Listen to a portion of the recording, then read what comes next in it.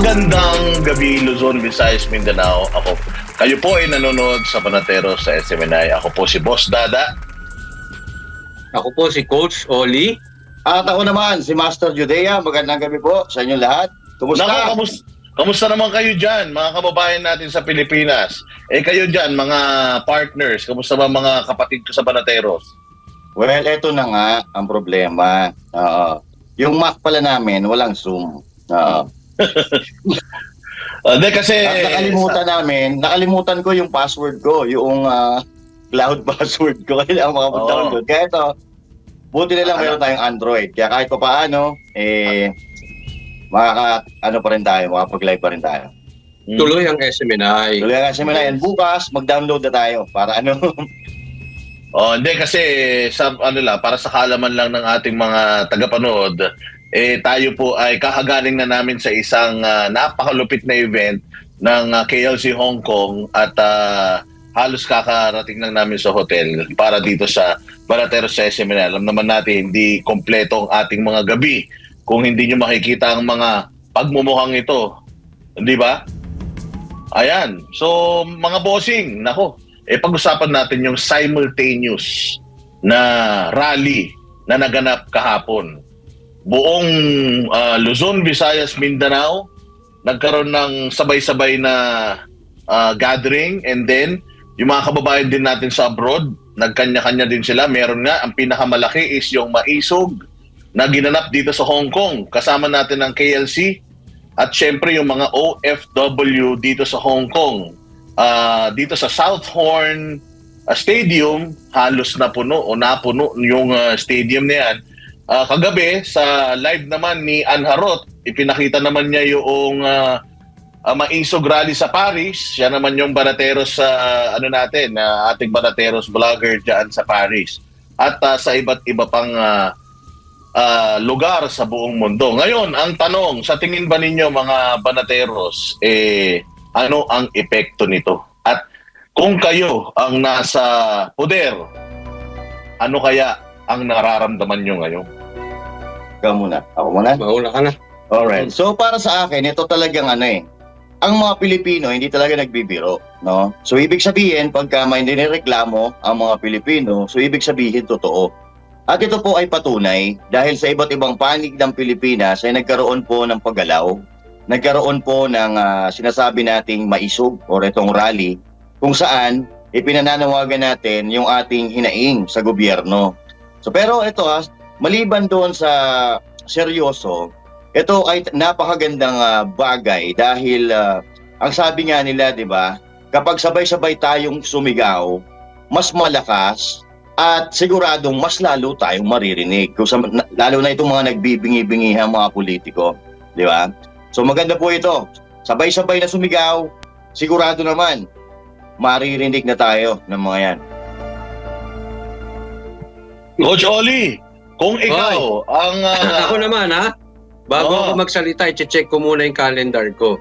Paki-check yung calendar nyo. Bakit? July na. Oy! July na. July 1. July na. July 1. Anong kasunod ng July? August. Alam nyo na ibig sabihin niyan. Basta nagkakaintindihan na lang tayo, July na. Sabi nila. Tandaan nyo, July. Tapos, ang Banateros, together with Laban Kasama ang Bayan, nagsalita kahapon sa stage. Tapos, nagpunta ng Tacloban, si PRRD. Naku, makabuluhan. Anong meron? Na alam natin na hindi alam ng marami. July na. Ayan. At ako'y tuwang-tuwa dahil kitang-kita natin ang talagang hinaing ng mga OFW. At talaga namang hindi na sila makatiis sa nangyayari sa gobyernong ito. Dahil sa kanilang pananaw, napakadaming bangag na magnanakaw, etc., etc. So, antay-antay na lang po tayo. Sabi nga nila, ang susunod sa July, August. Ang root word, ghost. Di ba nagkakamulto pagka bakante yung isang lugar. Nako, mukhang mababakante kaya. Yung isang lugar dyan sa Moraita. Sa Mendiola, hindi ba? Oo. So eto na nga, nako, hindi kasi no pun intended, malupit itong mga naganap ng nakaraan. Nagsalita si Inday Sara. Tapos pagkatapos ng kanyang initial na statement, biglang nagsabi siya na yung pagre-resign niya, biglang nagsalita siya na tatlo sa mga lalaki sa buhay niya ay tatakbo bilang senador. Tapos kinonfirm niya ulit yun the next day.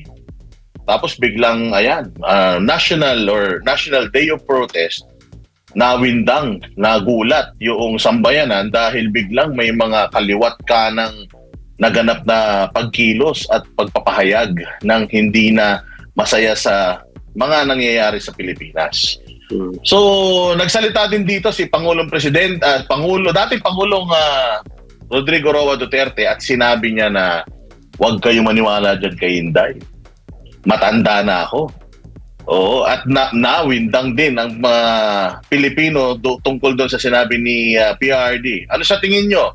Itong statement na to ni PRD. Kasi sabi niya, pabayaan si Inday.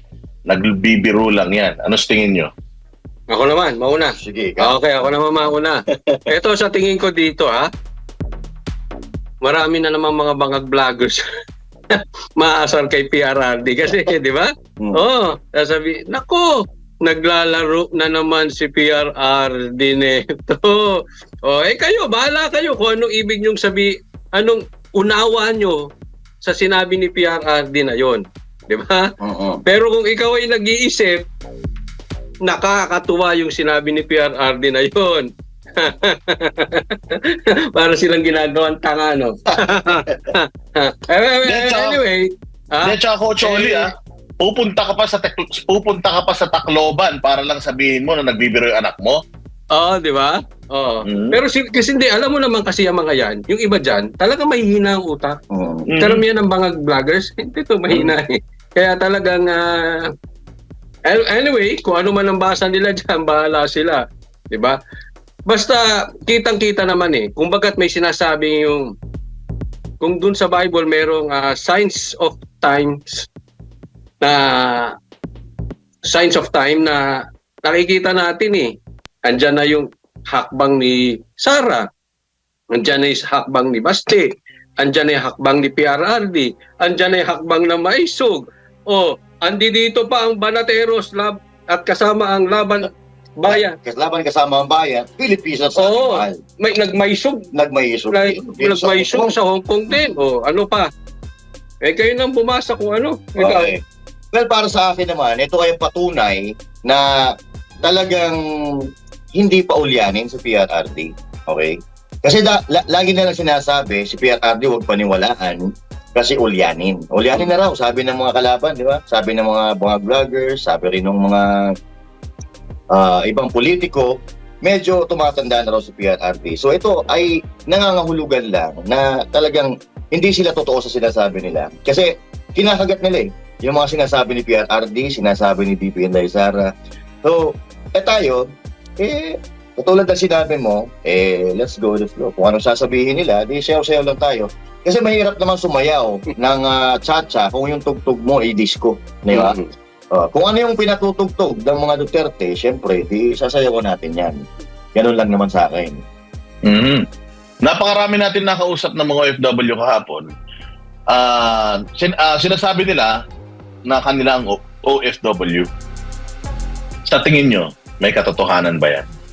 Alin doon? Sa kanila daw ang mga OFW. Dahil pag nagpupunta daw sila sa iba't ibang mga bansa, sila daw ay rockstar. Sa inyong natunghayan kahapon, ilang libo yung nagpunta rito sa sa Maisog, Hong Kong. Sa tingin ba ninyo, kanila ang mga OFW sa Hong Kong? Okay. So ang tanong dito, Boss Dada, ang tanong dito, ilan ba yung OFW dito sa Hong Kong? Siguro mga sabihin na natin, abot kaya ng 10,000, mga ganon. Hindi tayo sure sa numbers, pero alam natin na marami. Hindi tayo sure, pero sa sa numbers ng umattend kahapon dito sa Maisog, Hong Kong, masasabi natin na hindi sa kanila ang OFW. Sa unang-una, paano magiging sa kanila ang OFW kung wala naman silang ginagawang programa para sa mga OFW, 'di ba? Sa tingin mo ba, kung yung OFW hindi naman nila nararamdaman ng gobyerno, kaya nilang angkinin yun? Masasabi ba nila kanila yun? 'Di ba? Imposible yun para sa akin. Kasi wala pa tayong nakikitang programa para sa mga OFW. So, that's impossible. Ayan, makikita nyo dyan sa screen ngayon, yung mga umatin dyan sa rally na yan. Ako, talaga nakakakilabot. Alam mo yung sinasabi nila na malakas sila sa OFW? Yung ba ibig mo sabihin? Malakas sila sa OFW? Oo. Ganyan din yung sinabi nila na marami raw nag-attend nung BP Sara resign. Sinabi nila madami. Madami ba? Nung sinabi nila, kaunti lang daw yung nag-attend sa Davao, Maisog Davao. Sabi nila, kaunti. Kaunti nga ba? Sabi nila, malakas si Marcos, malakas si Tambaluslos sa ratings. Malakas nga ba? Marami silang sinasabi na parang salita ng mga praning. So, hindi mo alam kung saan nila sa madaling salita, iba yung sinasabi. Iba yung sa nangyayari. Sa realidad. Parang gano'n. Eto, tingnan mo. Nakikita, ang dami nag-attend. Diba? Ito mga nasa gitna na nakikita nyo, yan mga taga KOJC. Pero ito nasa gilid, yan po ay mga OFW na nagtatrabaho dito sa Hong Kong. And para lang sa kaalaman ng nakakarami at ng mga nanonood, hindi po ito inorganized na in-announce. Hindi po ito gano'n. Biglaan lang din po ito.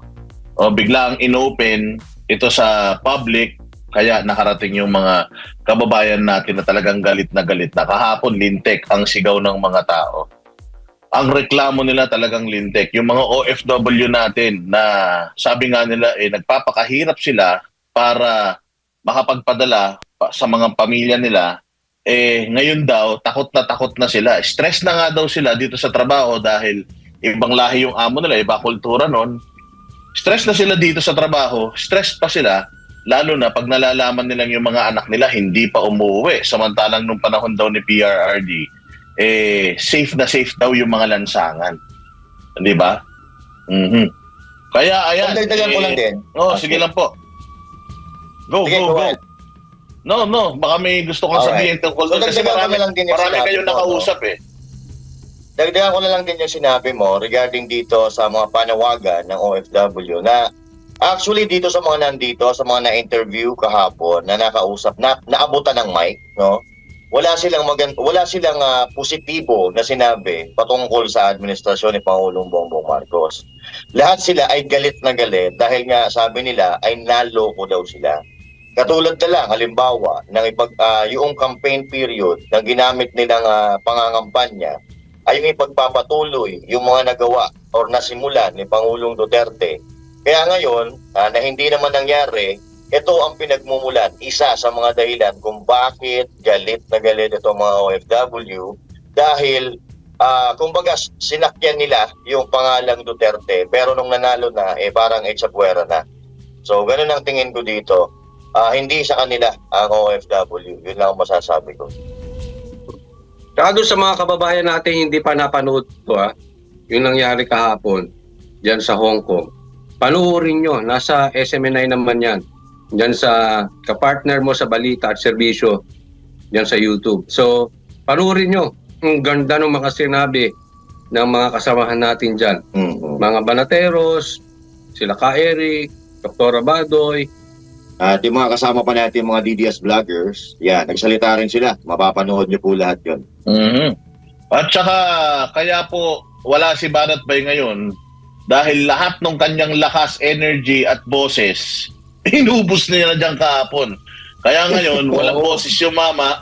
Ayan, may sakit na naman yata. Dapat kasama natin siya ngayon ayan, grabe yung energy na binuhos ni Banat Bay dyan. Talagang nag-uumapaw ng emosyon kasi hindi rin namin in-expect na ganun karami yung tao Tapos alam nyo naman na si Banat Bay at saka si Mocha Uson, lintik ang pagmamahal ng mga yan sa OFW. Kung maalala ninyo, si Ma'am Mocha Uson pa mismo noong panahon ng pandemic ang sumusundo sa mga OFW, personal at naghahatid sa mga quarantine facilities. Oo, kahit na may banta ng COVID, di alintana yan ni Ma'am Mocha Uson. Ganyan kamahal ni Banat Bay at Mocha Uson ng mga OFW dahil dati ring mga OFW mga yan. Ikaw, Coach Oli, nag-OFW ka din dati. Oo. Ano ba sabi niya? Hindi ko narinig. OFW din ako. Si Banat Bay, mahal na mahal ang OFW kasi kasama niya si Mocha dati nung nagsusundo sa OFW. Tapos ikaw, naging OFW ka rin naman. So, ano ang masasabi mo regarding sa mga OFW, feelings ng OFW? Nasubukan ko yung hirap kasi ako iba't ibang bansa ang napuntahan ko na naging OFW ako. So, alam ko yung mga pinagdadaanan nila. Kasi minsan or kadalasan, nagtatrabaho ka ng todo tapos ang tingin sa'yo second class citizen. Diba? May discrimination, aminin man natin. Diba? Pero alam mo, matatapos din naman ang importante kasi sa mga nagtatrabaho, sa mga OFW, yung meron silang mauuwi sa pamilya at maayos naman yung nandiyan sa Pilipinas. Kasi kung nagkapakahirap ka tapos ninanakaw naman sa bansa natin, medyo masakit talaga yun sa kanila. Kaya nga kahapon, kaya nga sabi natin, napakus ang boses ni Banat Bay dahil nakipagsigawan ng Duterte. Grabe! Kung ando doon yung mga bangag, mai-insecure talaga sila. Grabe ang sigaw ng taong bayan sa mga Duterte. Talagang napasigaw ni Banat Bayan ng lahat yan. Puro Duterte. At tugtungan ko na rin sinasabi ni Coach Oli, no? Ito kasi mga OFW natin, medyo, ito, ang kalaban nito, homesick, no? Homesick, malayo sa kanilang pamilya. At itong mga magagandang nangyayari sa ating bansa ay isa yan sa mga pumapawi. Maliban sa kanilang pamilya, nakakausap nila yung kanilang pamilya. At itong mga magaganda, kung mayroon mga magagandang bagay na nangyayari sa ating bansa or positibong bagay na nangyayari sa ating bansa, isa yan sa mga pumapawi ng kanilang pagod. Kasi nagiging proud sila bilang isang Pilipino dahil yung bansa nila ay maganda ang palakad, maganda ang takbo. Pero sa nangyayari ngayon, personal natin na narinig sa mga OFW na imbis na hindi sila may stress, imbis na sila ay uuwi ng Pilipinas, nag-i-extend po sila, no? Nag-i-extend po sila ng kanilang kontrata dahil para sila ay makaipon sa sobrang kaunting pandagdag para sa kanilang pang-uwi dahil alam nila na talagang napakataas ng bilihin sa atin dyan sa Pilipinas. Katulad ng sinabi ko na sana, no, kasi yung pakiramdam natin na bumalik tayo sa pagkabata, nalungkot ako bigla kasi sabi ko, sana maranasan din ito ng lahat ng mga batang Pilipino, di ba? Kung maayos lang sana pamamalakad ng ating mga pinuno, ng ating mga leader, pwede naman tayong gumawa ng ganyan, na ganito kaganda na leisure park diyan sa ating bansa. Kaso nga, ang problema natin, maraming magnanakaw na politiko, di ko naman sinasabing lahat, pero diyan napupunta yung ating pondo, na imbis na sana ay makakagawa tayo ng mga ganitong bagay katulad ng nangyayari dito sa Hong Kong na talaga namang napaka-progresibong lugar. Maganda na nga ang Hong Kong, lalo pa nilang pinapaganda. Kaya nalungkot ako para sa ating bansang Pilipinas. Muli na namang pinatunayan ng mga miyembro ng The Kingdom of Jesus Christ, hindi lang dito sa KLC ng Hong Kong, kundi sa iba't ibang panig ng mundo. Ang isabuhay, ang mga katuruan ni Pastor Apollo C. Kibuloy, pagiging mapagpakumbaba, mapagpasalamat at ang pagtataguyod ng kapayapaan at pag-ibig sa sangkatauhan. Mula dito sa KLC ng Hong Kong, para sa Diyos at sa Pilipinas kong mahal, ako si Paul Montibon, SMNI News. Nako, kakagaling lang natin dyan actually. Ang galing, ano? Mas nauna pang ma-edit yan kaysa makauwi tayo. No? Hindi ba? Parang nangyari lang ngayon yan Mas nauna pa sila maka-edit kaysa mag-prepare tayo ng Zoom. Nakakahiya, kaya kayong dalawa bukas kailangan ayusin nyo Hindi Ayusin na namin pwedeng, ito, boss. Sorry. Oo, ha? Oo, Pasensya na. anyways, hindi, maikwento ko lang itong simulan ko lang yung istorya tungkol dito. Dumating tayo rito, akala ko yun pa lang yung simula. Mantakin mo, nangangalahati na pala yung ginagawa. May mga volleyball pa palang mga naganap at iba pang mga aktibidades. Pagod na pagod tayo. Pero sila hanggang sa pauwi tayo, nakikita mo ang saya-saya pa rin nila.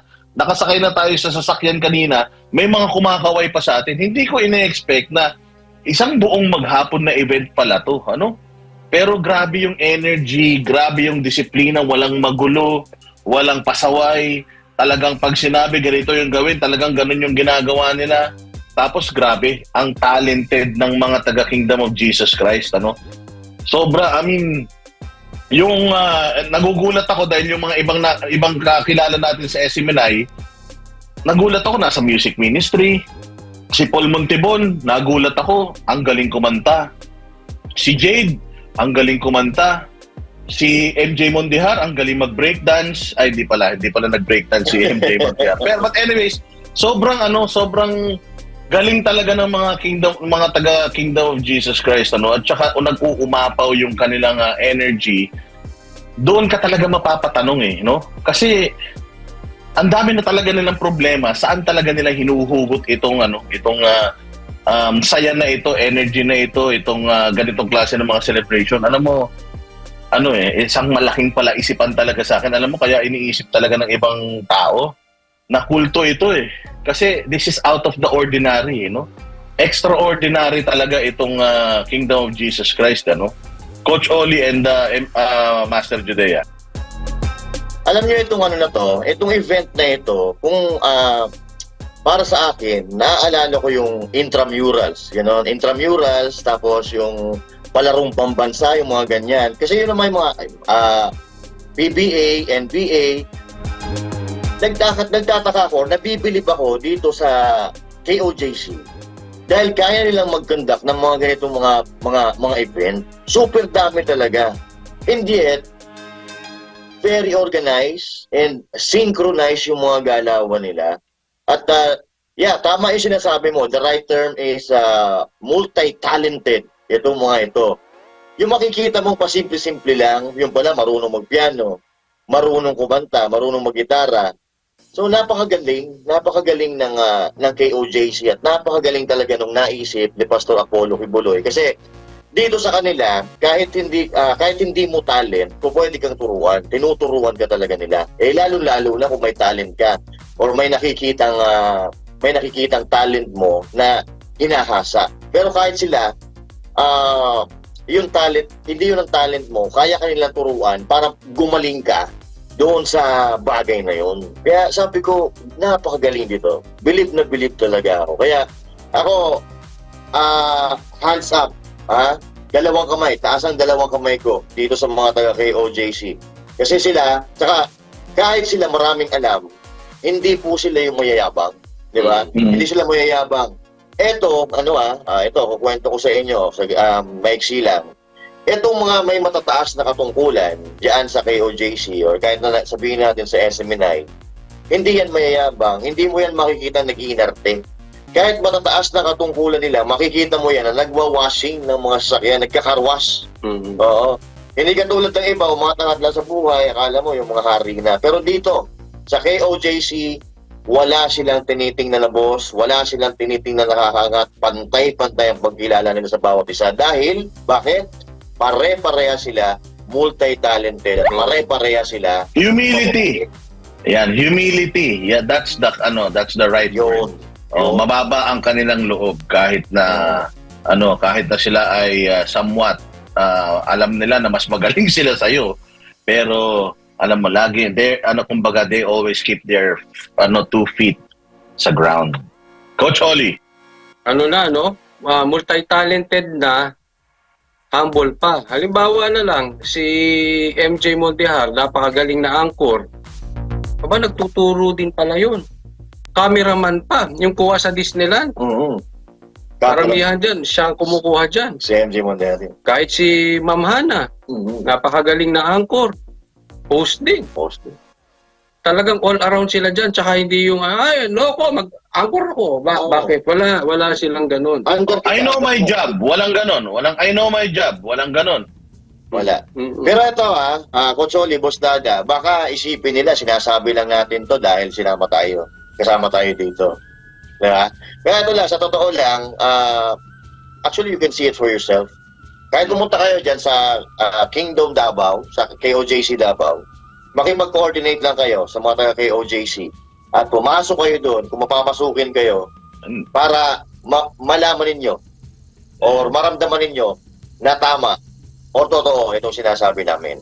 Master Kasi ito Judea. Lagi ko Ano, ito kinukwento sa daddy ko. Uy, ganito, ang babait ng mga taga KOJC. Lagi ko kinukwento. Mm. Ngayon na-experience niya. Sabi ko, di ba daddy? Mm. Hindi yung nambobola lang ako. Nakita mo, na-experience mo. Makikita, pagka na-experience nyo, masasabi nyo, ay, totoo yung Totoo. sinasabi ng Banateros. Totoo, Then, Ako, tsaka itataya ko yung pagkatao ko. Try nyo na makipaghalubilo sa mga taga KOJC para kayo na magsabi, di ba? Hindi, MJ at saka Coach Oli, sa totoo lang, open itong araw na ito, tsaka yung kahapon. Open siya to all. May mga OFW na kahit kanina, mga hindi naman members ng simbahan, pero nandoon nakikiselebrate with them.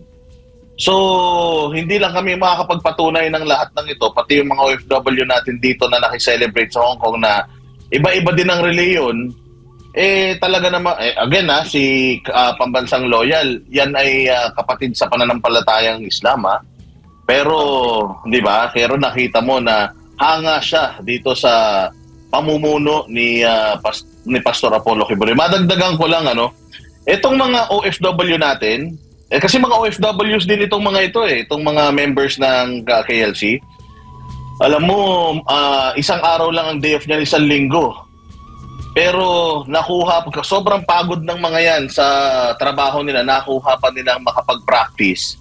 At ang gaganda ng performance Hindi lang yung putyo-putyong performance na parang Christmas party type na performance sa mga kumpanya. Ito talagang nakita mo na nag-exert sila ng effort. Kasi hindi pwede sa Kingdom of Jesus Christ, sa KLC yung yung putyo, di ba? Hindi pwede yung, yung sige-sige lang, bahala na, okay na yan. Hindi sa kanila pwede yung gano'n. Kailangan lahat ng effort inilagay mo Alam mo, Master Judea, Coach Oli, nakakahiya ang gobyerno natin, sa totoo lang. Kasi ang Kingdom of Jesus Christ, sila lang yung nagtutulong-tulong para ma-maintain nila yung ganitong klase ng yung ganitong klase ng buhay, yung ganitong klase ng pamamahala. Wala silang suporta galing sa gobyerno, galing sa pera ng taong bayan. Pero napaganda na disiplina nila yung mga miyembro nila. Samantalang itong mga nasa gobyerno natin, bilyon-bilyon, trilyon-trilyon ng pera, pero walang nagagawa para sa Pilipinas. Kaya palagay ko, ito talagang Kingdom of Jesus Christ, kaya pinipersecute. Kasi buhay ito na halimbawa na every time na nakikita nila ang Kingdom of Jesus Christ, sampal ito sa mga mukha nila Dahil ang Kingdom of Jesus Christ, yung yaman ng isa, yaman ng lahat. Dito sa bayan natin, pera ng taong bayan, pera lang nila Di ba?